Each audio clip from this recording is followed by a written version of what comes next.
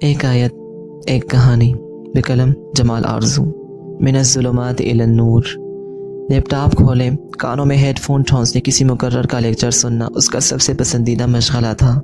اس وقت بھی رات کے 11 بج چکے تھے۔ گھڑی کی سوئیاں خرامہ اپنے مدار میں گھوم رہی تھی، وہ مدار جو ان کا نصیب تھا کہ گھومتی رہیں اور لوگوں کو صحیح وقت بتاتی رہیں، جس کی رہنمائی میں وہ اپنی منزلوں تک پہنچنے کے اوقات متعین کرتے رہیں۔ اس نے یوٹیوب کھولا اور ہوم پیج کھول کر سرفنگ کرنا شروع کر دی۔ اپنے پسندیدہ مقرر کی نئے لیکچر والی ویڈیو دیکھتے ہی وہ خوش ہو گیا۔ جلدی سے ویڈیو پہ کلک کر دیا۔ اسکرین پہ چھوٹا سا گول گول چکر ہولے سے گھومنے لگا، جو اس بات کا اندیا تھا کہ اسے تھوڑا سا صبر کرنا ہوگا۔ اسے منیمائز کرتا وہ دوبارہ ہوم پیج پہ آیا۔ بے دلی سے نمودار ہونے والی ویڈیوز کو آگے کرتا رہا کہ اچانک اس کا حرکت کرتا ہاتھ رک گیا۔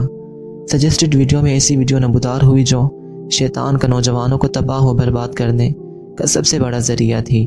تجسس نے شوق کو ہوا دی، ویڈیو کھولنے کے لیے بٹن پہ کلک کرنے لگا، اور جو اپنے رب سے ڈر گیا اس کے لیے 2 جنتیں ہیں۔ کوئی اس کے اندر زور سے چیخا، کوئی بات نہیں، اللہ غفور الرحیم ہے، معاف کر دے گا، دیکھو تو صحیح ہے کیا۔ شیطان نے تسلی دی، قیامت کے روز کیا کرو گے جب آدم علیہ السلام سے لے کر آخری انسان تک موجود ہوں گے سب، اور ان سب کے سامنے تمہارے اس گناہ کی ویڈیو چلے گی۔ اس کے ضمیر نے اسے دوبارہ روکنا چاہا۔ اللہ ستار ہے، وہ تمہارے اکیلے میں کیے گئے گناہ چھپا لے گا۔ اب کی بار شیطان کی طرف سے آزمودہ پانسا پھینکا گیا۔ کھولو اور دیکھو تو صحیح، اللہ قہار بھی ہے، مت کھولو، ڈرایا گیا۔ ایک بار کی ہی تو بات ہے۔ شیطان نے دوبارہ تسلی دی، ویڈیو کو اوپن کرنے کے لیے ہاتھ بڑھایا، بٹن کلک کرتے کرتے رک گیا۔ آنکھیں بند کر کے ماتھے کو زور سے مسلنے لگا۔ ضمیر اور شیطان کی میڈو چڑی آوازوں سے پریشان کرنے لگی۔ کافی منٹ اسی کشمکش میں گزر گئے۔ ایک دفعہ، بس صرف ایک دفعہ، اس نے ضمیر کو مطمئن کر کے بٹن کو کلک کر دیا۔ نفس کی خواہش جنت کی آرزو پہ بازی لے گئی۔ اب ہر دوسری رات بہت دیر تک لیپ ٹاپ کی اسکرین کسی دالٹین کی طرح اس کے کمرے میں روشن رہتی۔ تجسس سے شروع ہونے والا سفر گناہ کی منزل تک پہنچ کر اختتام پذیر ہوا۔ کمرے میں موجود گھڑی میں مقید وقت نے دیکھا کہ جس انسان کو اس کی قسم کھا کر کہا گیا کہ وہ خسارے میں ہے، مگر سوائے ان کے جنہوں نے نیک اعمال کیے، وہ انسان اپنی اصلی منزل سے چشم پوشی کرتا راہ سے بھٹک گیا تھا۔ ٹائر کے پنکچر ہوتے ہی اس کی موٹر سائیکل ناہموار سڑک پر ہچکولے کھانے لگی۔ بیزار منہ بناتے اس نے جلدی سے بریک لگائی اور ارد گرد دیکھنے لگا۔ مدد کی سبیل نہ پا کر پاس بنی مسجد کی سیڑھیوں پہ جا بیٹھا۔ پنکچر ٹھیک کرانے والی دکان کافی دور تھی۔ موبائل فون ملا کر دوست کو وہاں آنے کا کہا اور سگریٹ جلا کر اس کا دھواں ہوا میں چھوڑنے لگا۔ اس تاریک رات کے بعد اس کی زندگی کافی بدل گئی تھی۔ بہت سی عادات بد اپنانے کے ساتھ اس نے سگریٹ بھی پینا شروع کر دیا۔ صحت روز بروز گرنے لگی۔ وجود میں خوش اخلاقی کی جگہ چڑچڑاہٹ نے لے لی۔ دماغ میں ہر وقت عجیب و غریب خیالات گردش کرتے رہتے، جنہیں اب اس نے جھٹکنا بند کر دیا تھا۔ ابھی بھی انہی خیالوں میں غلطاں تھا کہ تیز ہوا کے جھونکے نے اسے چونکا دیا۔ آسمان پہ بادلوں کا قافلہ بارش کے قطروں کی ہمراہ پوری شان و شوکت سے آ رہا تھا۔ بیزاریت میں مزید اضافہ ہوا۔ سگریٹ بجھا کر سڑک پہ پھینک دیا، اٹھ کر چلنے لگا۔ منتظر نگاہیں دوست کی راہ تک رہی تھی۔ تھوڑی دیر بعد ہی بارش کے قطرے قافلے سے جدا ہوتے زمین پہ گرنے لگے۔ جو چند لمحوں پہلے آسمان پہ تھے، اب زمین ان کا مقدر ٹہری، وہ بھی آسمان پر تھا۔ گناہوں نے اسے پاتال میں لا پھینکا۔ جب سے گناہ کا بھڑکتا شعلہ ہاتھ میں تھاما، دور کا الاؤ اس کے دل سے بجھا دیا گیا تھا۔ بارش آہستہ آہستہ تیز ہونے لگی۔ مسجد کی سیڑھیاں چڑھتا اندر کو پناہ لینے بھاگا۔ داخلی دروازے کی اوٹ میں چھپ کر خود کو بارش سے بچایا۔ آپ کو پتہ ہے جب شیطان نے بڑے الزام سے اللہ سے کہا تھا کہ میں تیرے بندوں کو بہکاؤں گا، تو اللہ نے کتنے یقین سے کہا، مگر سوائے ان کے جو میرے بندے ہوں گے۔ میرے بندے، کیا کبھی آپ نے ان 2 الفاظ پر غور کیا ہے؟ میرے بندے یعنی اللہ کے بندے، عباد اللہ۔ اللہ بڑے فخر سے اسے کہہ رہا ہے کہ جو اس کے بندے ہوں گے وہ اس کے لیے گناہوں کو چھوڑ دیں گے، وہ شیطان کے بہکاوے میں نہیں آئیں گے۔ مسجد کے اندر درس قرآن جاری تھا۔ مدرس صاحب خطاب کر رہے تھے۔ نہ چاہتے ہوئے بھی اس کی توجہ ان الفاظ پر مرکوز ہو گئی۔ اللہ کتنا غرور کرتا ہوگا نہ اپنے بندوں پہ، جو خیر اور شر کے راستے کھلے پا کر خیر کو اپنا لیتے ہیں۔ جب شیطان تعویلیں پیش کرتا ہے بہکانے کے لیے، تو وہ اللہ کو چن لیتے ہیں۔ یہ ایمان کا بلند ترین درجہ ہے، مگر وہ کیا کرے جو شر کو چن لیتے ہیں۔ امام صاحب کی آواز رند گئی۔ وہ اندر آ کر اب مسجد کے ستون سے ٹیک لگا کر کھڑا ہو چکا تھا۔ یہ آواز سنتے ہی اس کالی رات کا سارا منظر اس کی نگاہوں کے سامنے لہرا گیا۔ اس نے بھی اس رات اپنے لیے شر کو چنا تھا، مگر وہ کیا کریں جو شر کو چن لیتے ہیں۔ وہ رنجیدہ آواز میں بار بار یہی جملہ بولتے جا رہے تھے، تھوڑا سنبھل کر گویا ہوئے تو وہ لوگ سن لیں، اللہ نے توبہ کا دروازہ ہر وقت کھلا رکھا ہے۔ کہ میں آپ کو قرآن کی ایک آیت بتاؤں جو بہت حوصلہ افزا ہے۔ وہ ستون سے ٹیک چھوڑ کر سیدھا کھڑا ہو گیا۔ باہر بارش کا شور جاری تھا۔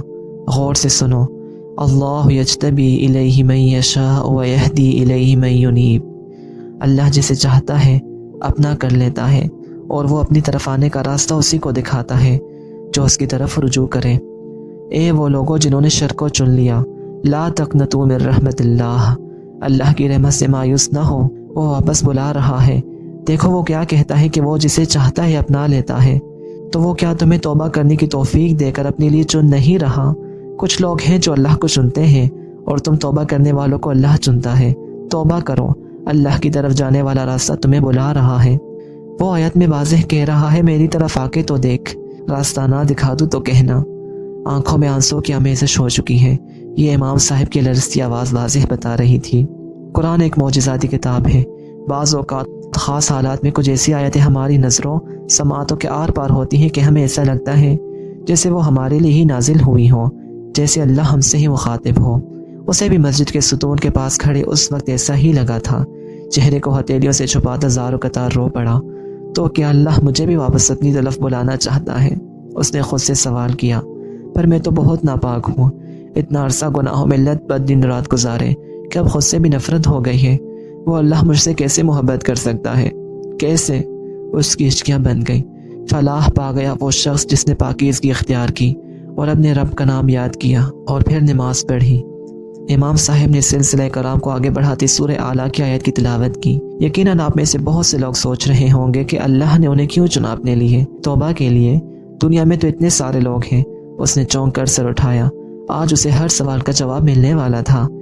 ایک بات یاد رکھیں، دنیا میں ہر کسی کے پاس اللہ کی ہدایت ایک بار ضرور پہنچتی ہے۔ وہ کسی نہ کسی طریقے سے انسان کو اپنی طرف بلاتا ہے۔ اب انسان پر ہے کہ آگے بڑھ کر ہدایت کو چن لے یا پھر گمراہیوں میں پڑا رہے۔ کہ ابھی آپ نے یہ نہیں سنا کہ وہ اپنی طرف آنے کا راستہ اسی کو دکھاتا ہے جو اس کی طرف رجوع کرتا ہے۔ یہ توبہ تو ایک دروازہ ہے جو اللہ آپ کے سامنے لاتا ہے۔ ابھی آپ خود ہیں جس نے دروازے کو کھٹکھٹانا ہے اللہ کی طرف رجوع کر کے۔ وہ آپ کی انگلی پکڑ کر خود آپ کو ہدایت کے راہ پر چلائے گا۔ یہ الفاظ نہیں، ہیرے تھے جنہیں وہ مسجد کے فرش پر بیٹھ کر اکٹھا کر رہا تھا، اور اللہ اس کی آنکھوں سے بہتے ندامت کے آنسو سنبھال رہا تھا۔ توبے کے دروازے کو کھٹکھٹانے میں اس نے تردد سے کام نہ لیا، اور اللہ نے ہدایت کا دروازہ کھولنے میں دیر نہ لگائی۔ نور کا لاؤ پھر سے روشن کر دیا گیا۔ مسجد سے باہر نکلا۔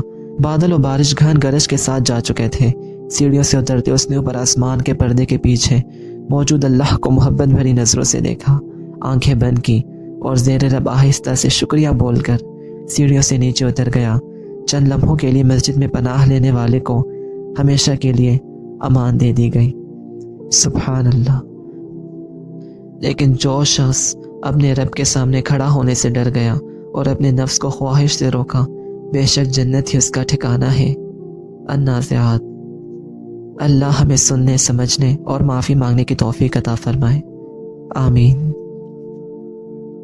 اگر ویڈیو اچھی لگی ہو تو ویڈیو کو لائک کر دیں اور کمنٹ سیکشن میں ضرور اپنا فیڈ بیک دیجیے گا، اور اگر آپ نے ابھی تک چینل کو سبسکرائب نہیں کیا تو جلدی سے جا کے چینل کو سبسکرائب کر دیں تاکہ آپ کو اسی طرح کی مزید ویڈیوز مل سکیں۔